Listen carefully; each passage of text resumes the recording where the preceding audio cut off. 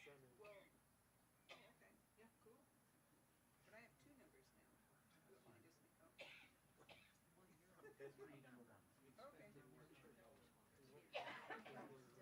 Huh? Oh, oh no, he came. He just he got a number and he was number two. So he said, go ahead and give somebody number one. So we had full two books. So anyway. So you'll be, wait,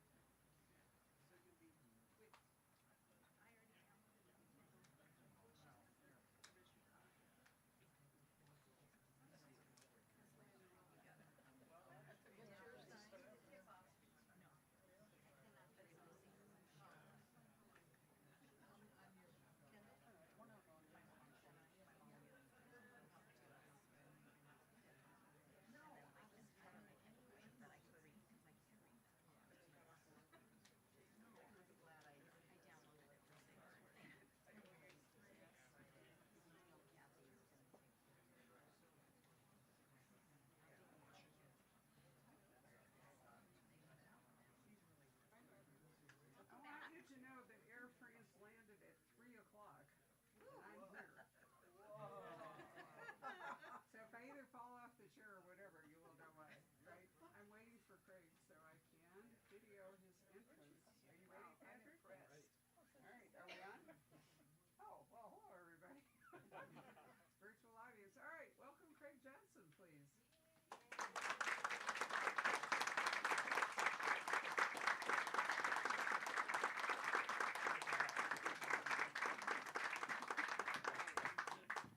Thank you. Like the suit jacket? That's all you get. Good. Right.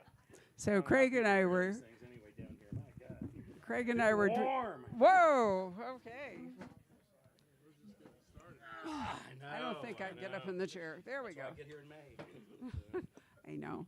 We've been drinking virgin margaritas over, so as opposed to our usual practice, right? Anyway, thank you all very much for coming tonight. How many of you are new to the store? Anybody? Oh, one or two. Well, we're very nice. Thank you so much for coming. I'm Barbara Peters, just right, the roving bookseller. Right. And this is, of course, as you know, Craig Johnson. Barbara just got back from France. At 3 o'clock. I know. A couple of hours ago. So she made a great deal of sacrifice to be here. oh, please. Actually timed the trip so I could come back and launch Craig. We've been doing this together for every single Craig Johnson book. How about that? I know. 21 years. It has been, right. It seems like I've been doing this for like a year or two, though, I swear. Which I guess means I'm having a good time, right? I mean, hopefully you guys are too. But, it just seems like I blinked and there were 20 books all of a sudden. So. Well, it's been more than that. If you factor in the short stories and other stuff, it's been more than 20 books. Oh, yeah, 21 novels, 3 novellas, 1 collection of short stories, and the other collection of short stories is pretty much done. Oh, yeah, I always forget to use these things. Is this on? Hello? Is this on? Yes. Can you hear me now? Yeah, generally my voice is loud enough, It's for the camera. right, that they Right. don't even want to Right. use it like that. But yeah, and then there's another set of short stories coming out, not this year, but next year. There'll be another set that just came out because with the sourdough story that was this year's Christmas story, that was I think a full 13. Because we would try to get a baker's dozen together before we put out another collection of short stories like that. So that'll be next year. So she says, having inside knowledge, is there a chance you might write something other than Walt one of these days? Something really wild happened, and I got it in gear like that. This was a really exciting idea I've been working on like that, and I'm done with next year's book already. It's already done. I already finished the first draft of it. So your question is, why didn't he bring it? Right? Right. Well, Viking Penguin hasn't read it yet, so I think it's done like that. But we'll see what they have to say about it. But yeah, I jumped right on it. After the holidays, which is always when I start a new book, and I finished chapter 16, before I started this tour. So I've just got the epilogue to write, and that's going to be about it like that. So yeah, I'm way ahead of the game. And then I've got 2 other storylines that I'm wanting to do that are not Walt books. They're something completely different, both of them like that. One's a really straightforward, well, not really a straightforward Western. And then there's another one that takes place, it's a mystery that takes place in World War II. And so those two are jockeying for position to see which one will be the one that I'm going to write on. Like that, so we'll see what happens. So we're going to talk here for a moment about the U.S. Postal Service, which is critical to this book, and it's dedicated to Andy Ramirez. My mailman, says Craig, which I think is really nice. Hey, when you live in a rural area, that's your lifeline. Like that's the one connection you got to have. Like, and so he's been my mailman for like 10 years now or something like that. But then the whole storyline basically started with there was an article in Cowboy Daily like that, which is like a kind of a internet news service within Wyoming. And they had this article about this woman who had the longest postal route in the United States. She drove over 300 miles a day delivering the mail. She has 5 stops. That was a Wyoming joke. You can laugh. It's okay. I make that joke in Pennsylvania, and everybody's like, "Wow, really?" And so, yeah, and I read that like that. The first thing that came to my mind was, with the nefarious mind of the crime fiction writer, I was like, if she went missing, where would you look for goodness sake? And so then I kind of like took the idea, and then put it in a place. One of my favorite quotes about location is Studs Terkel, who used to say, "Nothing ever happened nowhere." And so you got to find a place like that will exemplify the storyline and make it work, right? Like that. And so I've always been interested in that area in the south central portion of Wyoming called the Red Desert that, hardly anybody knows about. But if they do know about it, they can hardly ever find it, And so it's kind of interesting, like, because it's the largest living sand dune in the contiguous United States. Now, I would have thought that would have been here in Arizona or over in New Mexico or in Texas or something. It's in Wyoming. And it's this strange area, that looks like, the Mojave Desert in some parts, and then looks like other portions of Wyoming with the bluffs, and the mountains and other parts. But it's just an amazing place. Like, and a lot of weird stuff has happened down there. And I have to admit that I always go wherever it is that Walt's going to go, like that, and, take photographs and just, get the feel for a place as much as I possibly can just to get an idea, because it's going to inform the book, to such an extent. And I remember when I was down there, it's kind of famous, this one little spot, Farson. The place that has the ice cream, Mercantile has the ice cream. So whenever anybody's driving through the central portion of Wyoming, they always stop in Farson and get ice cream. And then there's also Mitch's, which is a little diner that's right, across the street there in Farson. And I stopped in there when I was doing the research. I was on my old motorcycle driving around down there, and I didn't even bring a tent. So there was one night I had to tie a tarp off the motorcycle and over me because it was raining, and then it sleeted, and then it snowed. So it was just an average night in Wyoming. And anyway, and I was the next morning, I thought I'm gonna give myself a treat and go have breakfast at the diner, for gosh sakes, and so I rode over there, and parked and got out and went in and sat down and I've got a bumper sticker on the side of my one of my panniers that's on the bike, and it says Walt Longmire for sheriff, and I sat down at the little diner there, and the woman that owns the cafe, she looks at me, she goes, "You're Craig Johnson." And I was like, "Yeah, I am. You can tell even the way I look." And she's like, "Yep, I knew you were." She says, "I read your books." And I said, "Well, thank you so much. I appreciate that." And she's looking at the motorcycle, and she's looking at me, and she says, "Well, what are you doing down here?" And I said, "Well, I'm researching a book." And she goes, "Where?" And I said, "Out there in the Red Desert." And she looks at me, and she pauses for a second. She goes, "Be careful. There's a lot of strange things that happen out there." And I was like, "Oh, this is the book right there." Here we go. We're ready to go now. So. Boy, Walt Longmire for sheriff. We were in Jackson Hole it's not Jackson Hole anymore. It's just Jackson, Wyoming last May. Last May, not this May, last May. And idling along in the area where we were staying, I came across a fence post, and on it was a sticker saying Walt Longmire for sheriff. I took a photo and sent it to Craig. I thought it was so cool. So I have a quiz for you now. See if you can tell me who wrote this. Neither snow nor rain nor heat nor gloom of night stays these couriers from the swift completion of their appointed rounds. You all knew it was Herodotus? Not the U.S. Post Office? You already read the dedication Okay, there, didn't that's you? cheating.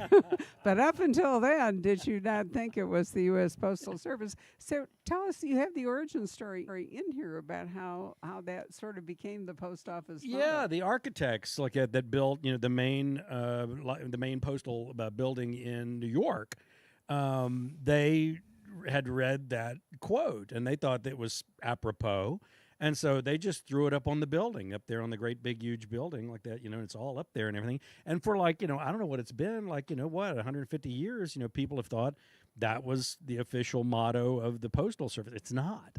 It actually isn't. They never have adopted. I don't know why they haven't adopted it, but they didn't. It was actually about the Persian messengers when in the battle with the Greeks, with the Spartans and all that. And they had a communication service of messengers on horseback, and evidently it worked really, really well. So much so that a lot of portions of what they did were utilized for future postal services as the centuries went by. So it's kind of interesting, I thought. It is interesting. If they adopted it, they know they would have to honor it. They cannot. I don't know what you guys have down here, but our postal service up in Wyoming is great. They're fantastic. They really, my gosh, my guy Andy, he'll if it's raining, he'll bring the mail up and put it on the porch, underneath something and everything. And so, and I think in the entirety of my life, I've only had maybe 2 things get lost in the postal service and so I'm always amazed at at the job that they do. I think they do a fantastic job so I got Ours no was complaints. better until they moved the whole sorting facility to Los Angeles. Oh, So now if okay. you mail something in Phoenix, Yeah. it goes to L.A. Well, they were and then it talking about doing returns. that in Wyoming too. They were talking about moving it away out of Casper and down to Denver and just sorting all the mail down there and send it. adds a day. So it could very You know, easily you used to happen. be no two able to ways mail about it. something and it would get to where it was going in town overnight, but now you can't do that anymore. But Wyoming is also a little bit odd, in that things happen differently than anywhere else. So when I first started formulating the idea for this book, one of the things I thought was, I said, well, yeah, I don't know how the Postal Service works, maybe I should find out, especially the criminal aspect of it. And so I thought, you know what, I should try and get in touch, with the the postal inspector, the postal inspector for the state of Wyoming, and see if I can talk to him that and everything. I call him up and it was him. He was like, yeah, what? Oh yeah, I read the books. Yeah. We started talking and everything and I'm telling him the whole idea, behind the idea for the storyline and all this. And he goes, well, it's not a federal crime. And I said, what's that? He said, the abduction of a postal worker. He said, especially a contract laborer that does long distance. He said, it's not a federal crime. And I was like, really? And he goes, yeah, but the mail is. When you put the mail in a box, it becomes federal property. And so anything that happens to that's a federal crime. And he laughs and he says, yeah, I can get any investigator I want. I can get any detective I want, to come and try and figure out what happened. And he said, I get Walt Longmire. And I was like, sounds good. So, but yeah, Wyoming, the only place where you can call up the postal inspector and they'll just answer his phone and talk to you for an hour, for God's sakes. That was pretty great. So as a result, Walt makes a feeble effort to go undercover. Feeble is the key word. He's there. not very good at it. No, He's he's not really terrible not at very it, good yeah. at undercover operations like that. He, the fact that he's 6'5" and weighs 255 pounds. He's a refrigerator with a head, and so. He's not gonna blend in, in these situations. But there's a part that I like that in the beginning there, when he first shows up, there at the Postal Service, there is this, supposed replacement, postal worker that they've sent up, from Colorado. And I don't know if you know it or not but everybody in Wyoming, they tend to refer to people from Colorado as greenies because the license plates are green. And so the whole first part of the book, they referred to him as the Jolly Green Giant, And so, but there's Walt, trying to, figure out how to do all this stuff and try and pretend like he's, worked for the post office before. And they have a lot of initials in the Postal Service. All of these, the MRPs, the ORIs, and all these kind of stuff. And there's this one paragraph where she just overloads the alphabet, with all of these and acronyms like that she has, like that for all the materials and things and equipment that Walt has to use, and Walt has no idea what she's talking about, absolutely none, like it, and so it all kind of comes back to him haunt right him. there. Yeah, didn't yeah, it? it kind of comes back to haunt him. Really did. When did Walt grow a beard? Did I miss that several books back? Yeah, and well, it comes and goes because all the women in his life hate it. Does that sound autobiographical? Like it? Does that sound like it? So every winter, like I start growing my beard in, and and then Judy looks at it and goes, "No, you got to get rid of that." Like it, and so Walt is bearded as he's going undercover, which maybe helps slightly.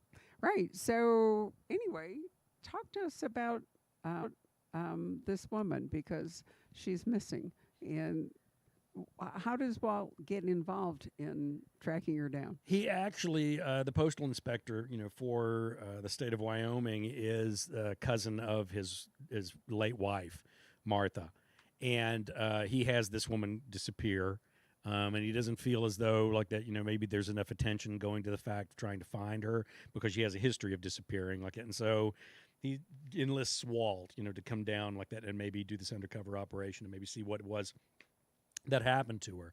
And she's got a lot of connections to a lot of things in her past that are somewhat suspect. And it leads to kind of a convoluted kind of situation for Walt to try and figure out, who it is that she's involved with, who it is that might have, absconded with her, And when you're in these kind of situations, I mean, obviously there's been weeks have gone by where this woman has been missing like that. And the first thing he tells the postal inspector, you're not going to find her alive. It's not going to happen. If she's been gone this long, she's probably dead, just so you know. And, but then as the investigation goes on, he keeps getting these little glimmerings of the fact that, yeah, she might still be out there somewhere. And that's the thing about like that Red Desert area is that it is so vast and so unpopulated. I mean, Wyoming is vast and unpopulated, but this is even an area that's even more unpopulated and and larger like that than you might suspect like that, and it's not Walt's home territory either, so it makes it a little bit more difficult for him to go out there and motivate around like that and be able to try and find out where it is that she might be. And he finds all kinds of characters out there that probably wouldn't survive in the greater scheme of the common populace like that, but they can survive out there like that. It's where they live. So there are coyotes, for excuse me. There are coyotes, for example. If you're going to introduce antagonists for Walt, you have to have antagonists for dog.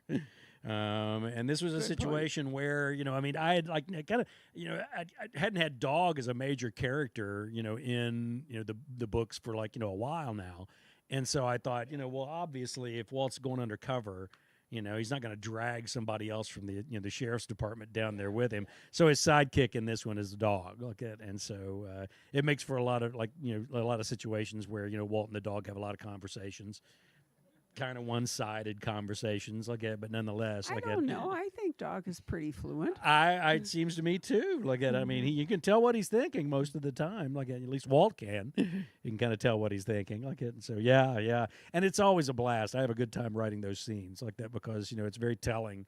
Because Walt kind of has to pick up both sides of the conversation, but you also get a feel for what the dog is doing. And the dog, it was interesting because I stumbled onto a photograph of the dog that dog was based off of. And what happened was I was out there in Ucross, and it's out in the middle of nowhere. It's a town of 25 like that, and so if I was going to build something out there, I was going to have to build it myself. There was just no one to hire to come all the way out there like that and build anything like that. And so I was lucky because my dad and my uncle had construction companies, and so we were slave labor until we ran away. And so I'd learned how to do, but just about everything like that. And so, but it takes a while. It takes a while to build even a log house by yourself, when you're out there every day working on that like that. And it got a little lonely, I have to admit, because I thought, man, every once in a while I'd make a run into town and, go to the lumber yard or go to Ace Hardware and get to talk to somebody, like that. But, you'd start losing the ability to speak after a while, And so I decided, I thought, I've never had a dog. I've never had a dog in my adult life, for goodness sake. Maybe maybe I'll go get a dog. I'll go to the pound and get a dog. And so I drove into Sheridan, because at that point in time, I don't think Buffalo had a pound at that point. And so I drove into Sheridan, like, and I get in there and I go in, like, and they've got the big open, area there that's, all fenced in, and all the dogs are barking, and making all this noise and everything, like, and there's this one dog that's, kind of in the back there, kind of leaned against the fence like this, that looks, like, he's ready to die, like that, it's his life is over with and all this. And I look back there, he's about a 60-pound dog, like, and I look back, like, and I said, well, it must be harder to find a home, for an older dog like that. And he goes, yeah, he's going to get the shot tomorrow. And I was like, load him up. Like, and so, they bring him out like that and load him up like that and, get him in the truck, and he's great dog. Like, it lays down in the truck right there, like right beside me. And I haul him over to my buddy Mike Pilch, who's the veterinarian in Sheridan, so he can get his shots and do all that stuff. Like, and so I take him over there, and Mike looks at me like that, and he goes, Craig, what kind of dog is this? And I said, I've got my little piece of paper that the high schooler filled out, with pencil, very highly scientific, document here. And I look and I say, well, he's part German Shepherd, he's part Husky, he's part like that. And he's like peeling the dog's lips back and looking, at his mouth. And he turns around and looks at me and goes, Craig, this dog is mostly St. Bernard. And I was like, what? And he goes, yeah. And he's only like maybe, I don't know, maybe a month or two old, And he grew to be 145 pounds by the time he was full grown. He was a monster like that. And, but just, I could tell him like, get the hammer. And he would go and get the hammer and bring it over to me like that, and I'd say all these different things. Get the tool bag and bring it over. He would go get it and bring it over. Like, it was an amazing like ability that we had. This understanding like that we had like that. And I mean, by the time my wife Judy, because women are strange. You have to have doors and windows and heat.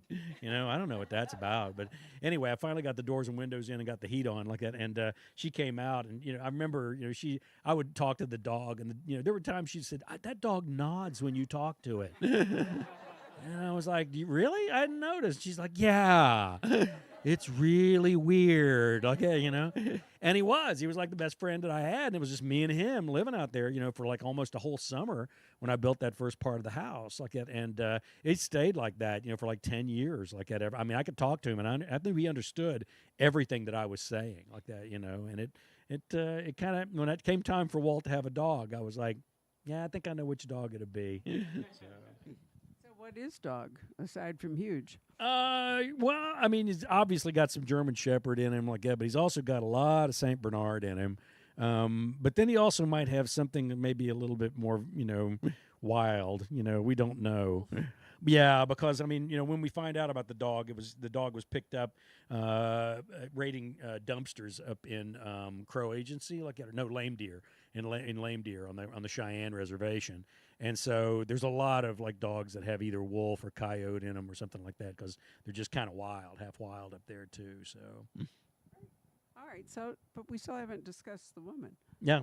So who is she? Because she's really some kind of character. Yeah, she's she comes from California originally, and she's got a history like that, And one of the things that she's kind of famous for is she was on one of those television shows in the 80s. Do you remember all of those like weird, strange scientific phenomenon TV shows, and all this stuff? And they were like these like quote unquote documentaries, where people, met aliens, and things like that. And so there's an episode where, because like, Walt's never met this woman or anything like this. And so, the Postal Inspector says, well, I've got a DVD of, Beyond, Understanding, this TV show that was on the 80s, and they interviewed her because she was supposedly at one point abducted by aliens. It was Higo 1 of the Clam people, and Clam. That's what I wanted to know. Why did you pick clam? This actually happened. Oyster could have been. No, it's actually clam? true. There was a rancher in Wyoming Really? that said he got abducted like that, and I used almost all the information from this guy. And it was funny because he was like in the 70s, you know, and this is like and the really weird part about it was this guy wasn't some fringe element here. He was like a really solid, respectable, you know, conservative, ideal kind of rancher, you know, who wasn't given to flights of fantasy or anything like that. And, you know, one night they found him in his truck, passed out. There's your first clue. And he told his wife, he said, I was abducted by aliens. And then it just got more and more complicated as it went along. And supposedly it was like Higo, one of the clan people that came and picked him up and, you know, took them to this like far area, you know, and they had cows. It's always cows. Have you ever noticed? Like, I didn't figure out why cows, but it's cows. And so anyway, and then they brought him back, and happened to me. Like, I'm not lying. I'm not making this up. This is what actually happened to me. Like, and of course, Walt is like watching this DVD, you know, in the hotel room, like, and he's like, you know, wow, she seemed interesting. Like, she seemed intelligent. She also seemed crazy as a Claxton 5-pound, nutty as a Claxton 5-pound fruitcake. Like, and so there's, you know, there's a little bit of like maybe not, you know, in this situation like that. So you kind of just have to wait and see what it is that happens. And then she has some connections like that, you know, to some other people like that are involved. But I can't give away too much of it because I don't want to ruin the book for you. I want you to be able to find this stuff out as Walt finds it out too. So let's talk about her mail delivery truck. Oh, well, you know, when you do like a route that's that long, you can't use the little DJ Jeeps. And do you know what DJ stands for? Dispatch Jeep is what it is. Mail dispatch Jeep is what it is. Like it, and they're all 2-wheel drive. That's really smart in Wyoming, I got to tell you. Like, and so anyway, like they you know, there's too much. You know, there's no way you could pack all that in, you know, into one vehicle and be able to do it. Like, and so I started thinking about it. And I thought, okay, well, you know, what would you have like that would be something interesting? And I came up with the idea of a international travel-all. It's one of those great big, you know, international travel-alls, 4-wheel drive. And then, you know, the woman I was talking to about, you know, she actually used one. She said what it also had was it had this slide-out conveyance in the back bed. It was like the whole size of the back of the bed, but it would roll all the way out. Like that. And there's a part where the postal inspector and Walt are discussing this, and he goes, well, do you think, you know, it was used for something else? And he goes, yeah, maybe an ambulance or a hearse, but they don't want to talk about that like at this point in the investigation like that. But yeah, and it's this hopped up one like that, you know, Walt ends up driving a number of vehicles in this particular, including a 52 passenger bus at one point in time, you know, which might be the slowest chase scene ever done in literature, I think, maybe. I don't know. I really appreciated, he has an extensive write-up about how to hot wire a vehicle. So if you ever want to do it, read this with attention, you know, because, yeah. It's also interesting how he comes about that information, too, like that, because I guess there was a particularly abrasive bus driver that they had in school that, you know, and Walt, you know, being out in a rural area out in the Powder River, like it took 45 minutes for him to get, you know, back from school to go home. And the bus driver would stop, you know, every once in a while just to get out and smoke his cigar for a while. Like, and finally, in Walt's senior year, he'd finally had enough. And so, you know, when the bus driver went out to go smoke his cigar, Walt closed the door and then climbed underneath the dash, like it, and hot wired the bus, like it, and, you know, took it off down the road, like it. And so, yeah, he comes by this in a nefarious way, truth be told. Yeah, well, I mean, there's a lot of useful information in this book. Absolutely. If you ever need to hot wire a Bluebird bus, now you're going to know. Like, you're going to have all that information you need. Right. And quite a lot about weapons in this book. Yeah. I mean, you know, whenever you're up against individuals like that, you know, that are well armed, like that, and specifically these individuals that Walt goes up against, you know, kind of think of themselves as being like outlaws, you know, Wild West outlaws, like that, and so they have a tendency towards vintage and antique weapons, like that, you know, and so. It's not the usual M16s and AK-47s and that type of stuff, so it gives you an opportunity like that to delve into that a little bit too. Walt's Rifle? Could we talk about Walt's Rifle? Yeah, well, Walt has, if you remember the Cheyenne Rifle of the Dead, Walt is actually bringing it over like that because the armory over at the Buffalo Bill Museum like that have asked Walt to come over and bring the weapon over so that they can, check the serial numbers on it, check the bill, the rifling on the weapon and everything, and make sure it's all, a one-piece weapon, which of course it is. And I've got a soft spot in my heart for the Buffalo Bill, Armory, because they have one section of their gun section that's called the Guns of Longmire. And so, I'm kind of favored towards them the anyway. Buffalo Bill Museum in Yes, Cody, it is the Wyoming. Buffalo Bill Museum in Cody, which Wyoming. I have been to and had an excellent tour because Craig had called ahead. So if you want to go to Cody, Wyoming, and Drop my name. Yep. Tell him I sent you. Drop Craig's name. It'll be actually it's a really nifty museum. Oh, it's incredible. It's like 5 different museums that have all combined together to make what I consider to be, the quintessential Western museum. It's just incredible. It's a great archive. Oh yeah, and the Native Museum, the Indian Museum is incredible. Unbelievable. But yeah, that and so Walt has to, he's got this weapon with him, luckily, as it turns out, and he's got to take it over there like that. But then things, of course, escalate to the point, where Walt, has to do some long range shooting like that. Unfortunately, he has the Cheyenne Rifle of the Dead with him for the first time since the Cold Dish. 21 years Wasn't that ago. Lucky. Yeah. Yeah, really lucky. Yeah. All right. So what's going on with Vic and what's going on with Katie? Talk about the women. Yeah, it's Vic is pissed off because Walt's down there in the Red Desert fooling around, and it's kind of funny because she has probably one of the most telling, but also bone chilling lines in the book, where she tells him, this is how you're gonna die, and he's like, what do you mean? She says, one of these goofy investigations like this. It's not going to be some earth-shaking, save the world kind of situation. It'll be one of these goofy, stupid things that you'll get yourself involved in somebody else's jurisdiction, and that's how you're going to die. And those words come back to haunt Walt a couple of times before this is all over with, like that. And then I guess the other situation that's kind of life-threatening is Walt's daughter is about to become the Attorney General for the state of Wyoming.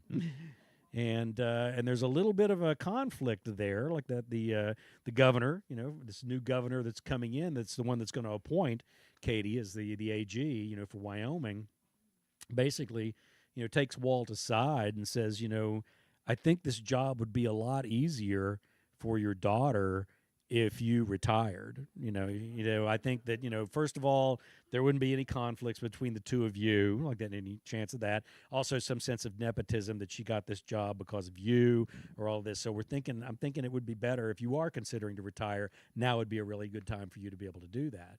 And so Walt has to, seriously think about that. But then, of course, with his relationship with Katie being the way it is, he has to tell her about that conversation and tell her about the whole situation. He's not going to hide that from her and keep it from her.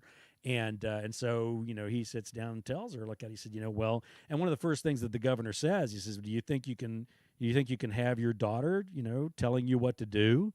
And Walt's like, she has since she was 3, I don't see how this is going to be any different at all, for goodness sake, but she, that's this difficulty between the two of them because, Walt doesn't mind the idea of retirement, but he certainly likes for it to be his idea, and not somebody else's like that. And of course, Katie absolutely goes ballistic and says, I'll just drop my name.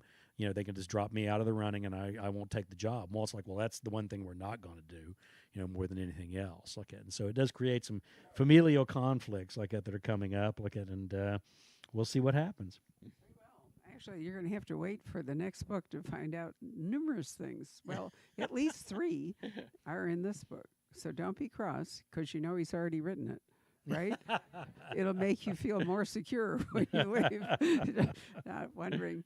So that's kind of the fun though, of writing a series is because I don't think it's realistic to solve all the problems and everything that are happening with all these characters in one book. Because then it's just nothing but episode after episode after episode after episode. There have to be threads, that, go all the way through. I mean, I think that there are still some unanswered questions from the Cold Dish, that are running through all the way the last 20 years. There's some things that you hold out because in many ways, as a writer, you're kind of like a croupier, at the casino. You're dealing those cards out. Those are the story cards. Well, you don't deal all 52 of them out at once. You deal out just enough to have a hand there and get an indication of which direction you're going and what's going to happen. And then the next hand will give you a little bit more information. I mean, I just finished up, well, there have been a couple of them here just recently.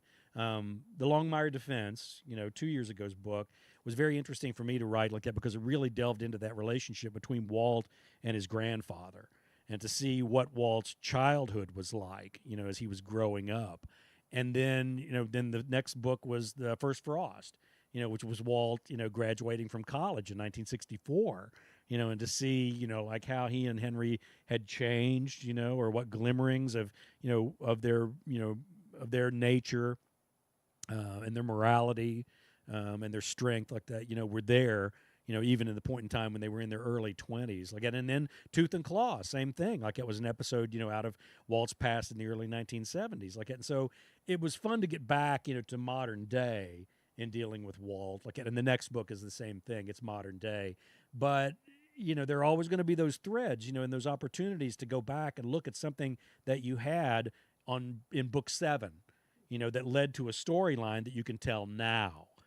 Because that's infinitely more interesting to me than just spewing out a whole story by the time you get to the end. That's very easy. But holding on to the thread of another story and then turning it loose as a whole story unto itself, and a whole nother complete novel, that's a lot more fun.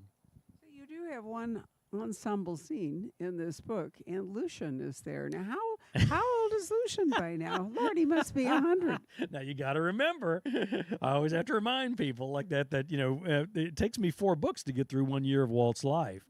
So 20 years later, we're only 5 years later than when we first met Walt, 20 years ago. Like that. So he's only 5 years older, which means that Lucian is only 5 years older too. Like that. But yeah, he's hard to let go. He's really a hard character to let go of. Like, and I know at one point in time I probably will have to let go of him like that. But my gosh, like that, the insight that he has, in what the job was like when he was doing it, in comparison with what the job is like now that Walt is doing it, is 2 very different breeds of cat, and I enjoy it. I enjoy his sense of humor. I mean, I can't remember who it was I was talking to. Look at it, it was actually, at least it might have been you, was it? We were talking about when Lucian shoots the coffee urn. And any other is it any other name? No, not any other name. It's was it any other name? Like, because it's over in Gillette, right? And Rosette, that he shoots the coffee. Okay, yeah, he shoots the coffee thing like that because the waitress isn't getting the coffee fast enough, like that, and so he shoots the coffee urn and then holds his mug out, to catch the coffee, And Walt's looking at him and says, "You can't do this," and he's like, "Coffee?" Okay. So maybe you'd like to take questions. Sure, absolutely. I'm always ready for that. Yeah. Yeah. Who knows? Like, I mean, right now, like that, we're still waiting to find out, from Warner Brothers, who still keeps teasing the fact that they're going to do their own, streaming service, kind of like, what Paramount has done, which kind of makes absolute sense like that, because, I mean, all of these studios, they all have, they already have the material. They already have all these movies, all these TV shows. They produced them. And so they already have all the material to do this. And so it makes sense that they're going to do that, but it's just taking a lot longer than I thought it would have taken them to do it. But maybe there's other stuff involved that I don't know about. But you would think that, if Warner Brothers was able to come up with a streaming service, that they would be smart enough to maybe pick back up one of the highest rated streaming dramas that they've ever had. So we'll see what happens. I know Robert, will do it in a heartbeat like that. He's ready to jump back in anytime like that and ready to go. So we'll see what happens. Anybody else? You guys are quiet tonight. Yes. Yeah. Are you familiar with Brian Garfield, who was a Phoenix area author? He wrote The Last Hard Man, which was made into a movie, Charlton Heston, about an old sheriff who was 62 years old and a still-up old man. Obviously, Garfield was the one who wrote it. A lot of us know that that's not true. But I see Lucian in the same vein as Garfield's old sheriff, bringing in the institutional knowledge from a very different generation, raised very differently, and passing it on to Longmire and the other people. Oh, absolutely. Would that be how you characterize Oh, absolutely, absolutely. And the other thing is like it's interesting like that because I mean there were a couple of different books, Death Without Company. Let's see, and then of course like at the Longmire defense, where Lucian was the sheriff, for so long. There, in Absaroka County. The joke is that he had pigeon shit, on his shoulders from being a statue, there in the county for so long, like that. But he has that knowledge, of he knows where the bodies are buried, and he knows all those stories. And so whenever those stories start bubbling to the surface again, it's kind of up to him as to whether it is that he wants to relay that information or not relay that information. But Walt's pretty smart, and so he kind of knows that when Walt starts poking in those directions, maybe he better come across with that information because Walt's going to figure it out anyway. And he'd much be better served to be ahead of the curve than be behind it as far as that's concerned. But that was just the idea that I got from traveling around with all those ride-alongs that I did with all those sheriffs there in Wyoming and Montana. I mean, some of them had been sheriffs for 30, 40 years. For goodness sake.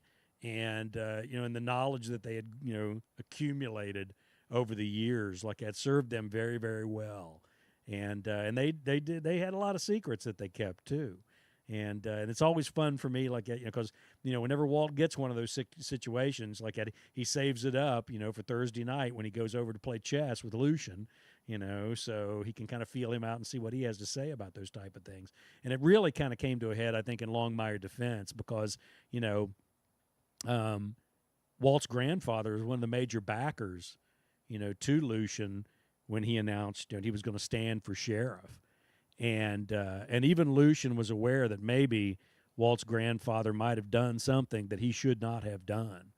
And even told him flat out, if you do something rash, I'm going to be coming for you, and of course, Walt's grandfather's response is, come ahead, so they're a scary little breed. They were. Yeah. Standing Bear. Was this somebody that you based on a character you knew, or did you honor the Standing Bear, who was one of the little leading Indians at the Little Bighorn fight? There actually were a couple. There were actually a couple of Standing Bears. There was also the Ponca chief that argued in the Supreme Court that won the case. That Indians were human beings in the United States. And so I was kind of paying a little bit of an homage to both. That one, the Sioux, the one that you mentioned, and then also the Ponca chief also. But yeah, he's based off of a good friend of mine, Marcus Red Thunder, is who he's based off of. And my favorite quote, you guys have heard me say it before, it's the one from Wallace Stegner, where he says the greatest piece of fiction ever written is the disclaimer at the beginning of every book that says nobody in this book is based off anybody alive or dead. And what a crock that is, And it's tough because I've talked about it before. It's difficult when you come from a state that only has 500,000 people in it because generally everybody knows who I'm talking about. And then it's even worse up on the Northern Cheyenne Reservation because they're only maybe about 5,000 enrolled members of the Northern Cheyenne tribe. And so they all know who I'm talking about.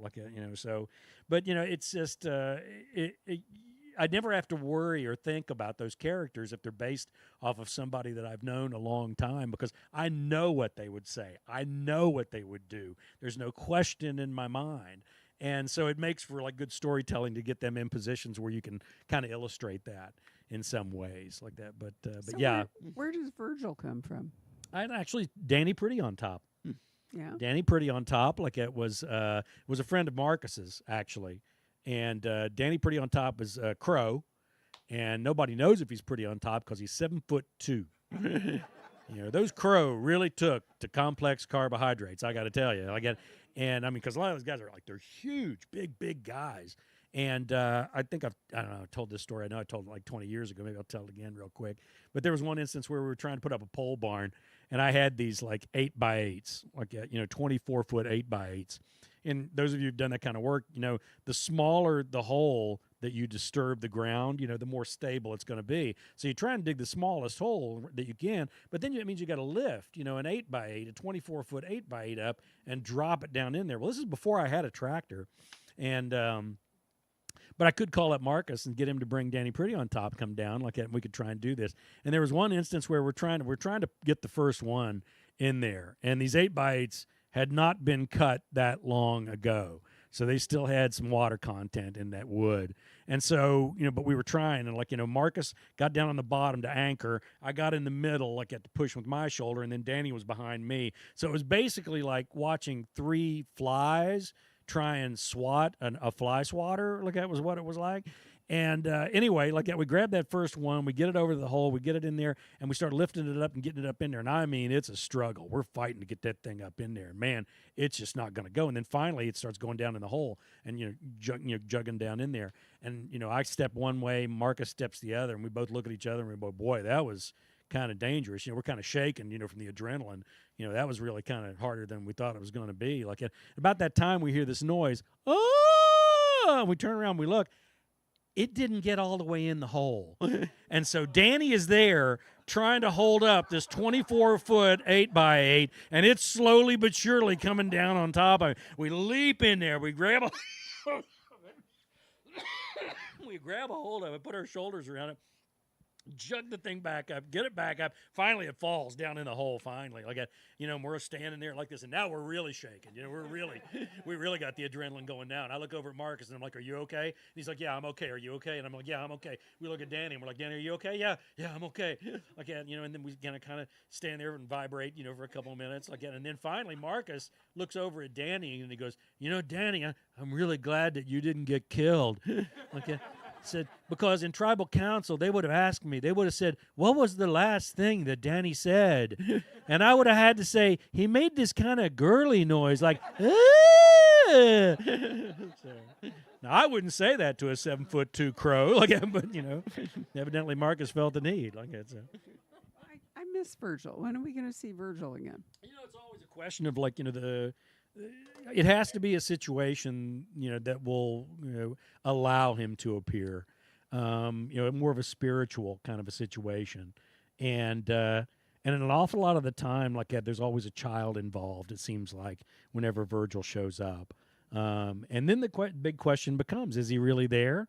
Or is he some figment of Walt's imagination like that? And it was interesting because I had a surgeon from Cedars-Sinai in Los Angeles write me, and he said, "I think Walt's been hit in the head one time too many."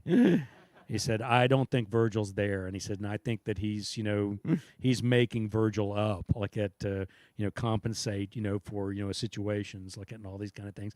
And I wrote him back, and I was like, "Okay." And he's like, "So you're agreeing?" I said, "No, I didn't say that." I said, "But if that's your how you see it, then okay, that's fine by me." Yeah.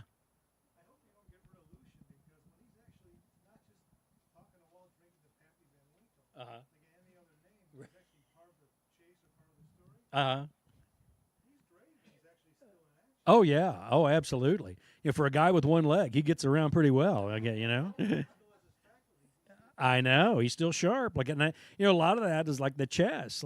He's still very, very active and very involved. And the other thing is I think it's Walt is very good about going over there every Thursday night and discussing the cases that he's working on, and telling him what's going on in the county, and what's happening on all these things. And so Lucian was very kind to Walt. When Walt came in. And kind of stepped aside and said, "This is my successor right here. This is the guy." And so I think Walt's very, very aware of that. Of all the qualities that Walt has, there's a loyalty that Walt has that I think is, probably one of his strongest qualities in many ways. He's got a very clear, moral compass about what's right and what's wrong, what you do, what you don't do. Even in this book, there are numerous times when, he could have, done something rash, against these individuals that he knows is going to be a trouble later on. But his moral compass is so clear that until they cross that line, until he knows they've crossed this line, then he can do something about it. But until that point in time, he'll stand back and wait, which is a great deal of forbearance. That can sometimes be very, very difficult in criminal situations where people are getting hurt, by somebody like it. So. All the way in the back, yes.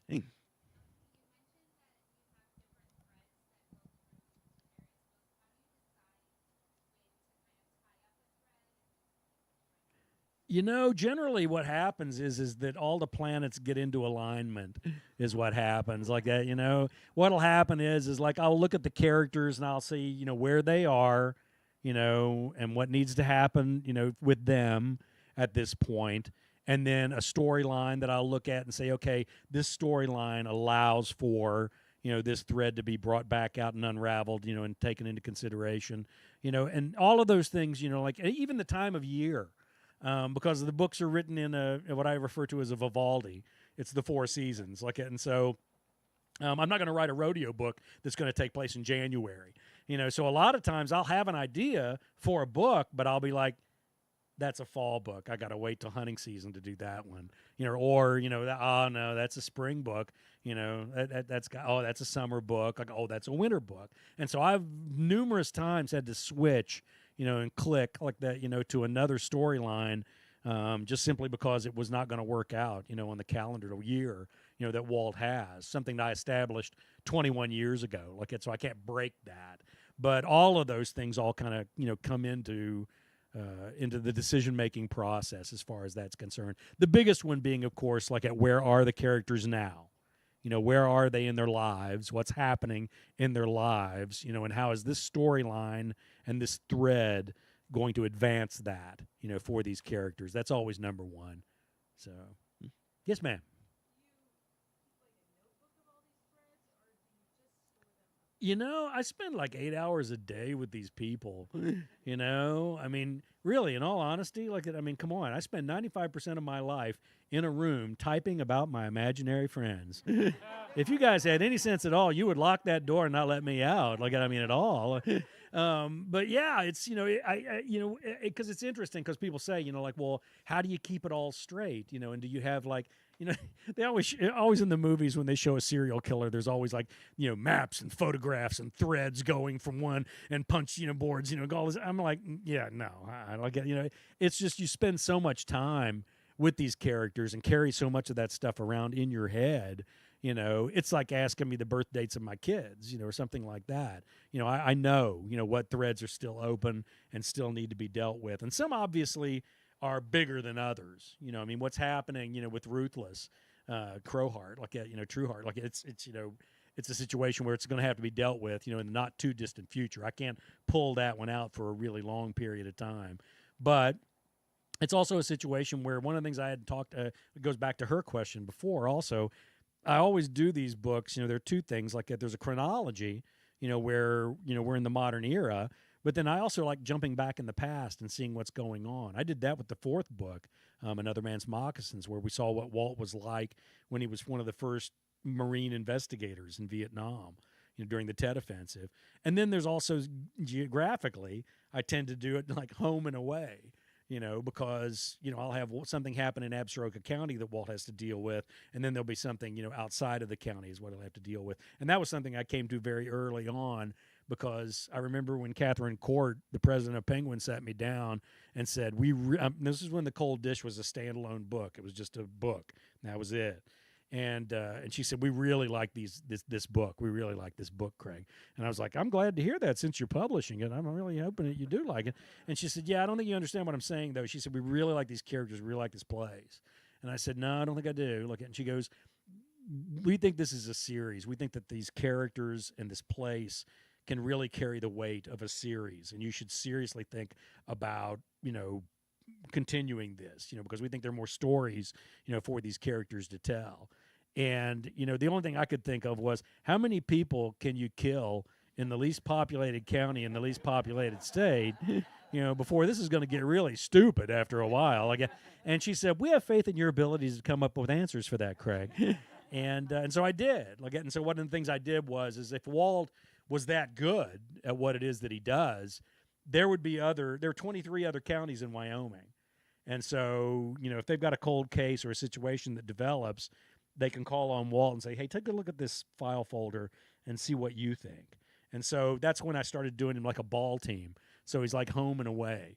You know, I'll have him at home, and then I'll have him away. Then I'll have him at home, then I'll have him away. And then I just had a couple of string of, like, you know, with the last 2 books from last year, those were like ones where it went back in time.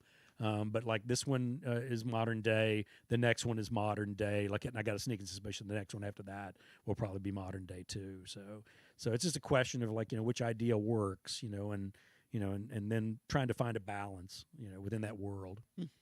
Having mentioned modern day, one of the fun things about this book is that Walt gets a phone.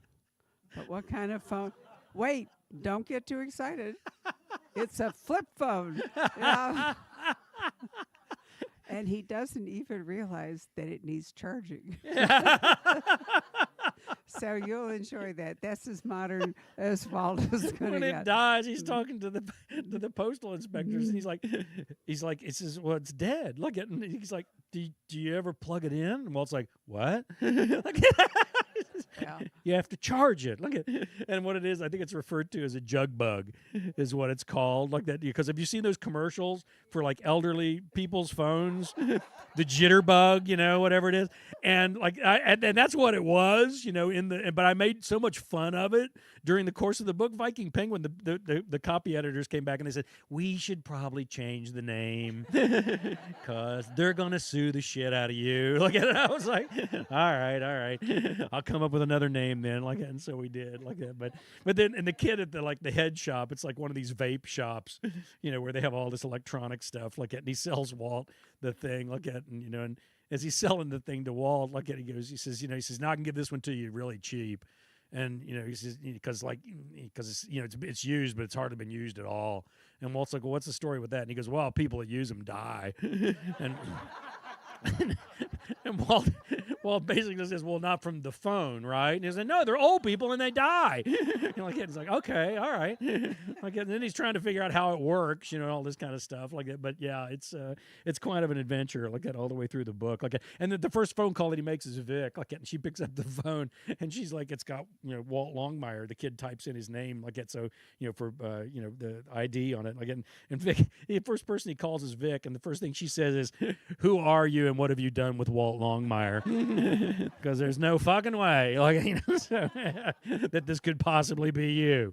So, Right. Patrick, do you have a question or two from the online audience? hey, the man We behind always, the curtain. we always talk cars, so we'll have to catch up about that. There's a lady named Shelley Howe who's tuning in on Facebook, and she says, thank you for having this event. Mr. Johnson is my favorite author, and I've been reading the Longmire series since the beginning.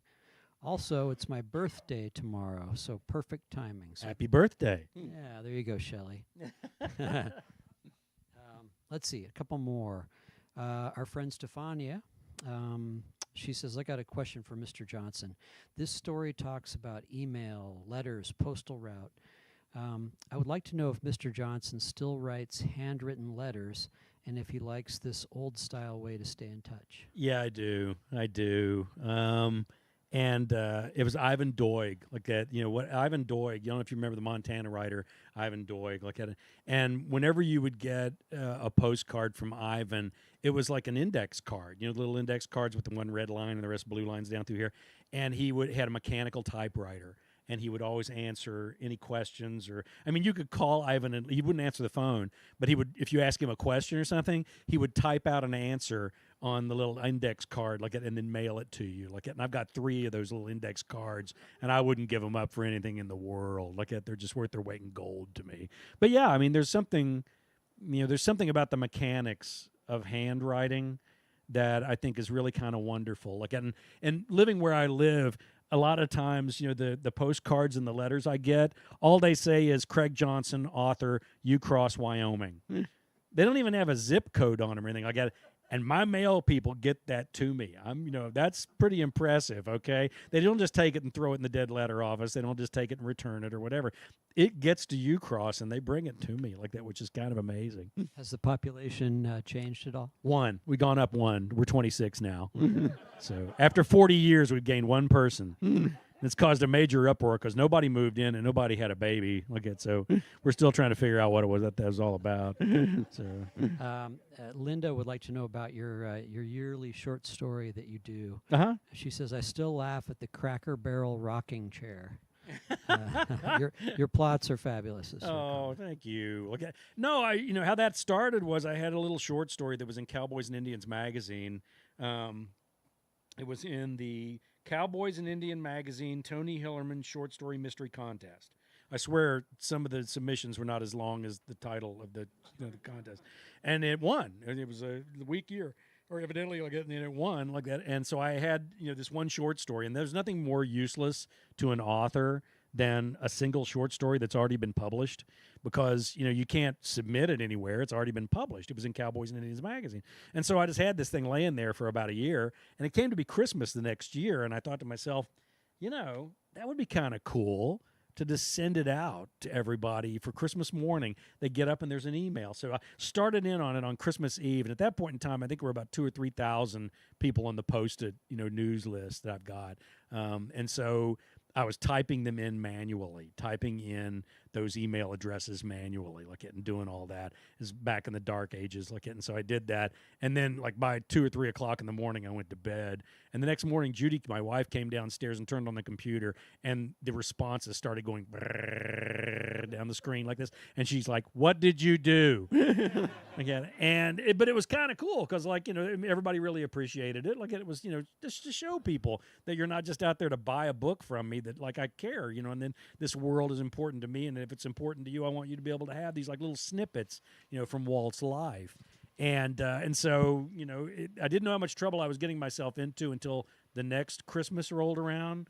And December came around and people started writing and going, "When do we get the free Christmas story this year?" And I was like, crap, I haven't written one. So I had to sit down real quick and write another one like that. And it kind of became a tradition every year to do it. And this year, last year was actually a really good one. I had a blast writing it. That's the one where Walt has to babysit the sourdough starter for Ruby on a very busy Christmas Eve in Absaroka County. And if you didn't have a chance to read it, it's actually on the website, CraigAllenJohnson.com. You can go on there and look at it and read it. I think you'll get a laugh out of it. So Let me tell you that I think it's important to have somebody babysit the sourdough starter. My husband had one that he loved, and once we were on a trip, whoever was staying with the dogs threw it out in cleaning out the refrigerator. Rob has never recovered. I know. There are some of them that are hundreds of years old, like that, for goodness sake. And I remember, I thought, this is Walt's worst nightmare, is what this is. He's got to try and keep this, this sourdough starter alive, until Right, you Ruby have to gets feed back. it.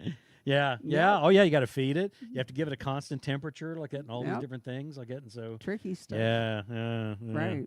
This was not something Walt was going to be good at, so.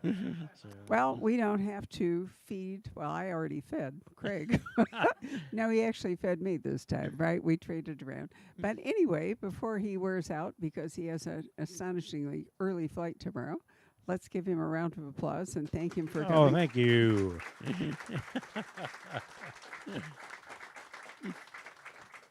And in theory,